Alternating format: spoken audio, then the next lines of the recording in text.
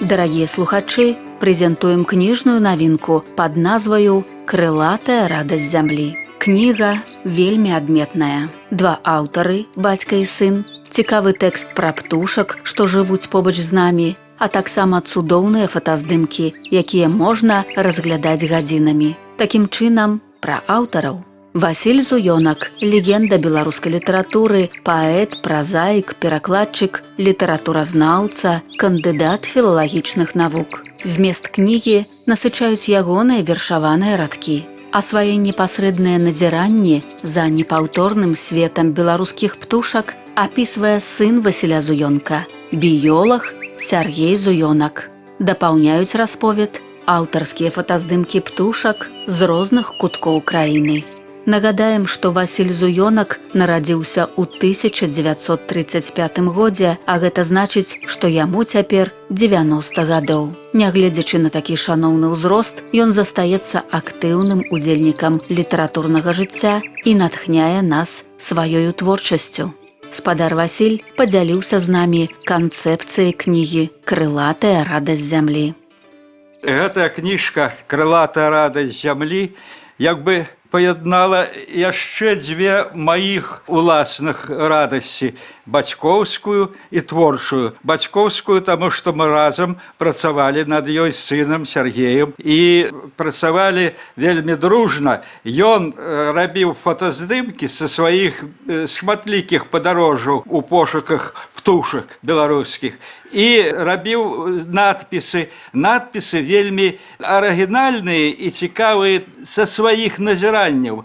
Цяпер пашла мода такая, у інтэрнэце вельмі многа матэрыялу рознага, то бярэ чалавек гэты матэрыял, гарбузуе яго у выгляд кніжкі і ставіць свой подпіс. А тут жывыя яго назіранні, як даследчыка прыроды, як арнітолага. Той чалавек, які займаецца вывучэннем птушак, это яго спецыяльнасць. І вось я творча так, як бы далучыўся да яго. Проста мае вершы тут такі спецыяльным нейкім я бы падсветкай да яго фотаздымкаў, падсветкай у рыфму. І я лічу таксама, што я творчым чалавекам у гэтай кнізе прысутнічаю. Эту кнігу мы прысвяцілі нашай Валентине Матвеевне, яго маме, а маёй больш чым 60-гадовай спадарожніцы жыцця Валентине Матвеевны, якая была ў чаканні гэтай кнігі, натхняла Сярожу ў гэтых паездках і пошуках. І на вялікі жаль, яна не дачакалася, не патрымала гэтую кніжку ў руках. Но кніжка застаецца таксама як добрая памятка пра яе светлую душу. Ну, а як гэта ўсё рабілася, Сяргей раскажа больш, бо гэта ён у асноўным закладываў падмурак гэтай кнігі у сваіх пошуках, у сваіх падарожжах, у самыя розныя глухія мясціны, лясныя і балотныя. Хай ён пра ўсё раскажа. У спадара Сяргея мы найперш запыталі, чаму менавіта прыродная спадчына стала прадметам ягонага жыццёвага зацікаўлення. Мне было гадоў, я зараз нават і не скажу, можа 3, можа 4 гады.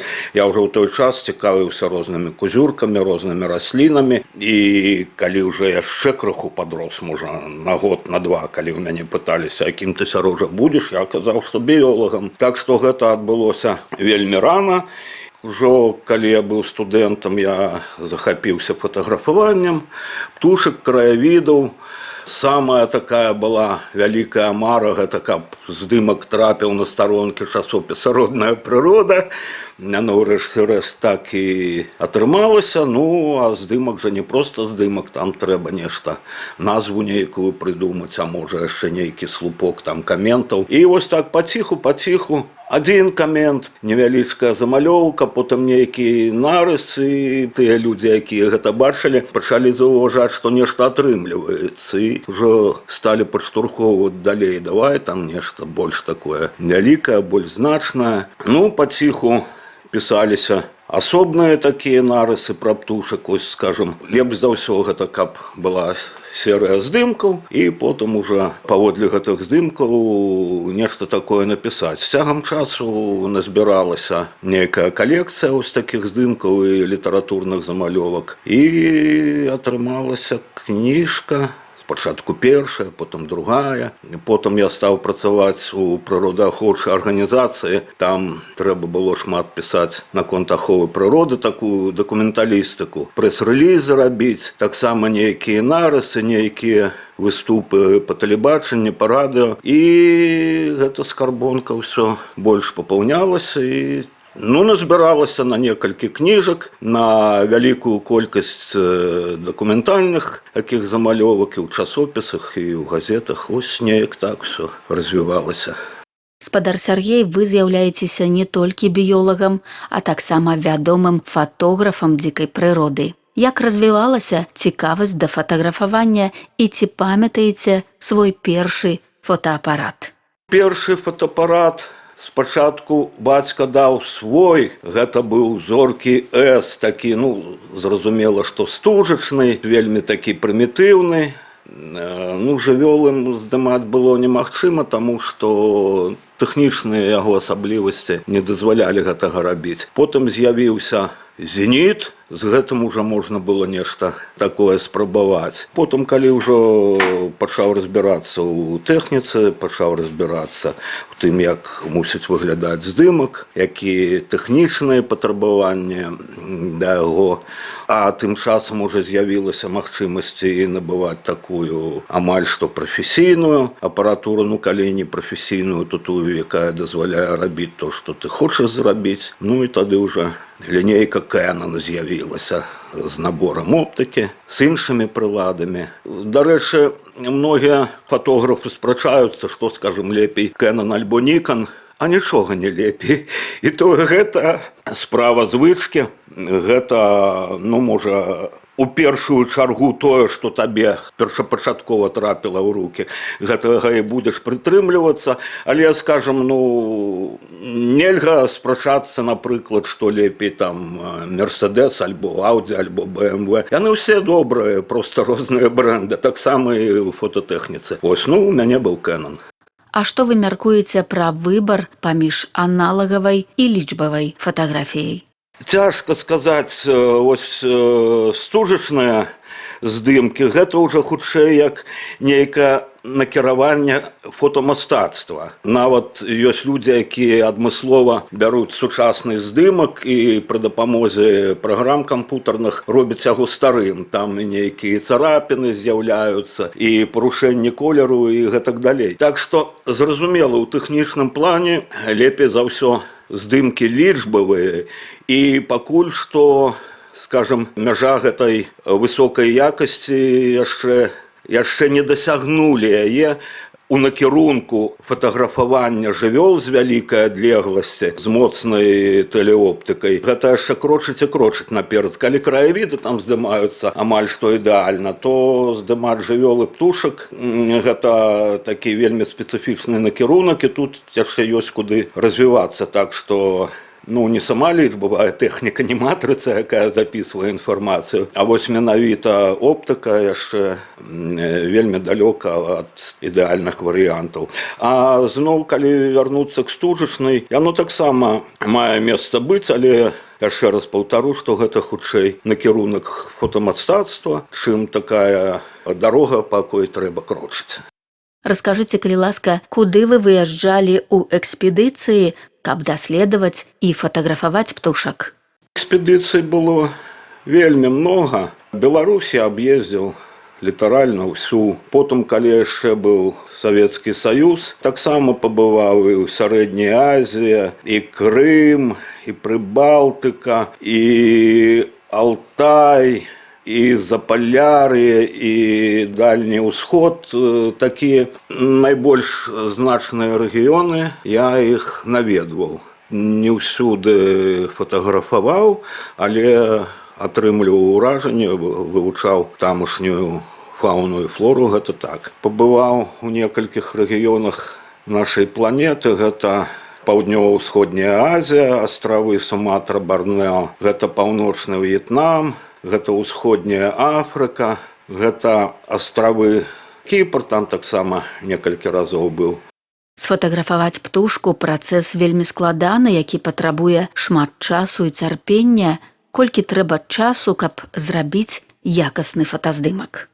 Калі здымалася на стужку, гэта было пытанне вельмі такое цяжкае, таму што колькасць кадраў абмежаваная, стужка дарагая. Калі з'явілася лічбавая тэхніка, гэтыя межы расшырыліся, але атрымліваецца так, калі ўжо я дарвуся да нейкага віда, можна на гэта патраціць некалькі дзён, скажем, прыехаць, высачыць, знайсці, дзе ён з'яўляецца, урэшце рэшт знаходзіш, што табе трэба. Яшчэ раз скажу, што гэта можа заняць некалькі дзён, а калі першая спроба была няўдалая, тады другая, і нават некалькі гадоў бывае на гэта ўходзіць. Калі ўжо дарваўся, то раблю некалькі соцен дубляў, потым яны фільтруюцца, з гэтых некалькі соцен застаецца некалькі дзесяткаў. Гэта ўжо найлепшыя. З гэтых некалькіх дзесяткаў выбіраеш, скажем так, партфоліо некалькі здымкаў, і ўрэшце рэшт адзін-два з гэтых здымкаў будуць публікавацца. Калі нейкае іншае выданне папросяць, калі ласка, у мяне яшчэ ёсць такія ж, але іншыя.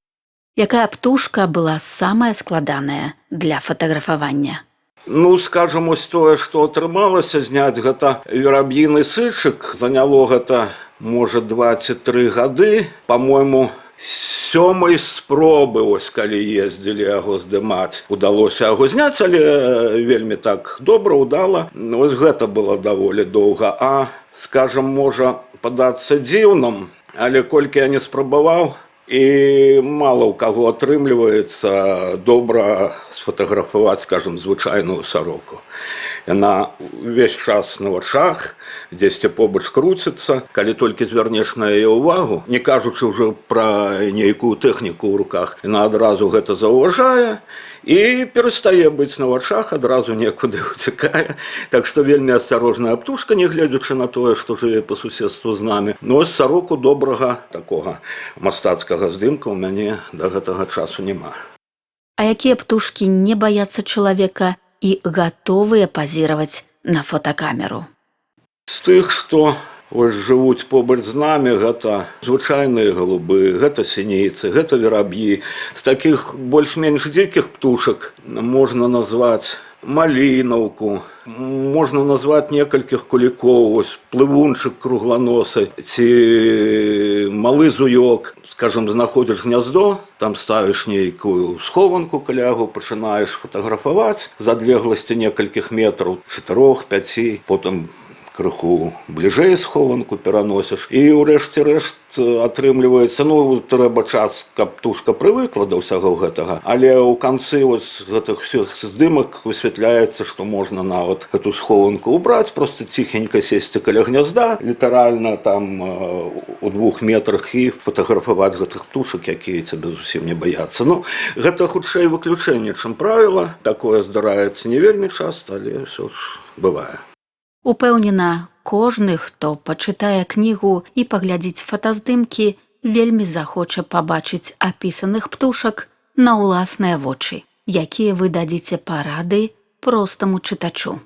Кожная птушка патрабуе індывідуальны падыход. Скажам, ёсць шэраг відаў, яны ў гэтай кніжцы пра іх расказваюцца, якіх можна ўбачыць і паназіраць літаральна, калі выйдзеш на ганак і далёка крочыць не трэба. Стаў на ганак альбо з балкона, альбо праз акно, будзеш за гэтымі птушкамі назіраць. А нейкія ёсць даволі рэдкія віды, якія сустракаюцца ў пэўных мясцінах, у іх пэўныя патрабаванні да месцаў пражывання, патрэбен пэўны біятоп, і тут ужо трэба ведаць біялогію, каб ведаць, дзе шукаць. А лепш за ўсё звярнуцца да спецыялістаў, яны падкажуць, дзе якую птушку знайсці. Ёсць зараз, дзе праводзяцца арніталагічныя экскурсіі, гэта і ў Бярэзінскім запаведніку, і ў Прыпецкім нацпарку, і ў заказніку Тураўскі луг, і ў заказніку Ельня, і Званіца, Спораўскі, можна многа пералічаць. У Белавежскай пушчы трэба звярнуцца да тамашніх супрацоўнікаў і хутчэй за ўсё, што яны знойдуць прапанову, якая будзе цікава вось гэтым людзям. А які рэгіён Беларусі найбольш багаты на птушак, дзе такі беларускі птушыны рай? Птушыны рай паўсюдна, дзе захавалася некранутая прырода. У нас гэта і бярэзінскі запаведнік, гэта і Белавежская пушча, гэта і заказнік сярэдняя Прыпяць. Дарэчы, на Палессі прырода самая такая цікавая, самая багатая. Ось многія аматары дзікай прыроды, якія ахвотна ездзілі ў Беларусь паназіраць. Ну, не толькі за птушкамі, а ўвогуле за прыродай. І Палесся было адной з такіх мясцін, якія часцей за ўсё наведвалі. Якая птушка для вас самая прыгожая? Ну, яны ўсе прыгожыя, кожная па-свойму. Ну, скажем, мне больш за ўсё падабаецца, скажем, малінаўка. Яна такая даволі сціплая, бураватая, з такой цагляна-рудага колеру грудка. Тым не менш, на мне падаецца вельмі прыгожай, амаль што самай прыгожай з птушак. Ну, паўтаруся, што кожная птушка па-свойму прыгожая. А спевы якой птушкі вам найбольш падабаюцца? Ну, тая ж самая малінаўка, вельмі прыемная яе песня. Чорны дрозд, кралька. Ну, салавей гэта банальна, ён усім падабаецца. Ну, салавей таксама. Ёсць птушкі, спевы, якіх і спевамі цяжка назваць. Гэта, скажем, той же самы дрозд-пескун, той же самы верабей дамовы альбо палявы. Тая ж самая варона, вось што. Ну, яна не заўсёды так вось каркае крычыць. Калі прыслухацца, можна пачуць нейкія не такія гучныя, але, ну, падобныя да каркання гукі, гэта і ёсць яе спевы. Яна нешта сабе пад нос там бурчыцца, на самай справе яна так спявае. Так што у кожнай птушкі спевы розныя і на аматара, як кажуць. Як рэагуюць птушкі на экалагічныя змены і ці адаптуюцца да зменаў у навакольным асяроддзі? Адны віды могуць прызвычаіцца да вельмі шырокага спектру умоў, а іншым патрэбны вось толькі гэта і больш нічога. Вось як знакамітая вяртлявая чаротаўка, пра яе ў свой час да пэўна і зараз многа размоў вядзецца. Яна жыве толькі на нізінных балотах, толькі з пэўным узроўнем вады і толькі з пэўным наборам расліннасці. Калі вось гэтыя умовы да кучы не збяруцца, яна там прыляціць, пажыве некаторы час, але птушанят не выведзе. І калі гэтак асушылі балоты, альбо некалькі гадоў не было добрых дажджоў, балота перасохла, гэта птушка там проста не размнажаецца. Паколькі яна вельмі ўразлівая, то яна проста можа з гэтых мясцін знікнуць, а потым з'явіцца зноў альбо не. Вялікае пытанне. Скажем, тая ж самая вяртлявая чаротаўка, та глобальна знікаючы від, азначае гэта тое, што без дапамогі чалавека гэты від існаваць самастойна не зможа. І ў Беларусі, ну, раней, можа, таксама гэта хто як лічыў, але амаль палова сусветнай папуляцыі гняздуецца ў Беларусі. І ось нашы нізінныя балоты Палесся, там дзікое, спораўская, званец, там утрымліваюцца асноўныя папуляцыі гэтага віду. Калі не стане гэтых балот, то і не стане гэтай птушкі, гэта палова папуляцыі знікне, а ці зможа тое, што засталося, выжыць, гэта вялікае пытанне. Але навукоўцы вывучалі гэтыя балоты, распрацавалі цэлы комплекс мераў, каб атрымліваць там неабходныя умовы. Ну і пакуль што гэта атрымліваецца рабіць. Вы з'яўляецеся аўтарам шматлікіх кніг пра прыроду. Калі параўнаць гэтую кнігу з папярэднімі, то у чым яна асаблівая? Ну, у першую чаргу, што з'явіліся вершы. Гэта, ну, скажем, такі зусім нетрадыцыйны падыход, але, як высветлілася, вось он зацікавіў людзей уже шмат хто, і біёлагі, хто разбіраецца ў птушках, і філолагі, хто разбіраецца ў літаратуры. Многія з гэтых людзей казалі, што атрымалася вельмі някепска. Паслухаем верш у выкананні аўтара Васіля Зуёнка. Крумкач. Хоць і крумкне іншы раз, не таму, што злоснай, а таму, што паміж нас ходзяць пагалоскі, быццам ён усім бяду чорную вяшчуе. Нагавор той адвяду сходу, як пачую, бо крумкач свой чын нясе без узнагароды, бо ён птушка, як і ўсе, дадзенай прыродай. Спадар Васіль, што вы параіце нашым слухачам, як адрозніваць спевы птушак? трэба проста чуць іх. Сам на сваё вуха, пакуль не пачуеш, не будзеш разумець і гэтага спеву, і гэтай прыгажосці. А таму самы пэўны шлях даведацца і пазнаць галасы птушак — это ісці на сустрэчу з гэтымі птушкамі у лес, на сенажаць, у поля. Як пачуеш жаўранка, так запомніш на ўсё жыццё. Пачуеш салаўя, таксама запомніш. Ну, а ты, птушкі, якія так недзе паблізу ад сялібы чалавечай, ты лягчэй іх пачуць, скажем, шпак, ластаўка, які суседзяцца з намі. Это можна штодня. Але гарадскому зноў жа трэба ісці туды, дзе яны жывуць, дзе яны селяцца. Вельмі прабы ён шлях і вельмі радасны, калі ты пачуеш гэтыя спевы. Жаўранак, відаць, самая светлая такая весна і самая высокая песня, і асабліва гэты гук, як жаўранак паспявае там вельмі высока-высока і пасля падае ўніз з такім нейкім пранізлівым, як бы званком, пакуль сядзе на зямлю. Вось гэты гук такі, ну, нейкі нават касмічны. Белы бусел стаў сімвалам Беларусі, якую Уладзімір Караткевіч назваў зямлёй пад белымі крыламі. Чым вас захапляюць гэтыя птушкі? Бачыш, як недзе сядзяць яны высока на сваім гняздзе. Бачыш, як яны крочуць недзе па лузе, па сенажаці. Захапляешся іх паводзінамі, як яны паважна ступаюць, а пасля, калі ўбачуць здабычу, як яны імкліва скачуць. Нават і не верацца, адкуль такі спрыт у іх, такіх даўганогіх і даўгацювых. Ну, а цяпер вельмі такія сталі амаль што прызвычайныя да чалавечых кантактаў. І вот толькі што недавно я прачытаў такую цікавую інфармацыю. Каля сельскага магазина бусел пасяліўся спачатку, там гняздо недзе на дрэве зрабіў, а пасля стаіць на ганку этого магазина, сустракае кожнага, хто прыходзіць туды за таварам і чакае падарунку. І ўсе людзі знаюць і купляюць яму хто сасіску, хто батонам пачастуе, і он усё прымае з задавальненнем. Вот такія сталі цяпер буслы. Паслухаем яшчэ адзін верш з кнігі «Крылатая радасць зямлі» у аўтарскім выкананні. Два дразды. Па-суседску два гнязды. Па-суседску два дразды. Чорны дрозд і дрозд-рабіннік. У адной жывуць сябрыні. Знае лес увесь наскрозь. Чорны ён і ёсць. А сусед-рабіннік грудкі ў рабацінні. Чорны дрозд амаль як шпак, і спяваць такі ж мастак. А рабіннік на рабінах лічыць гронкі безупынна, аж траскоча, не да песень, бач рабіны колькі ў лесе. Зранку ягады смакуе, ураджайны год святкуе. Дзякуем аўтарам за радасць далучыцца да птушынага царства, за тое, што падзяліліся з намі сваімі назіраннямі і вершаванымі радкамі.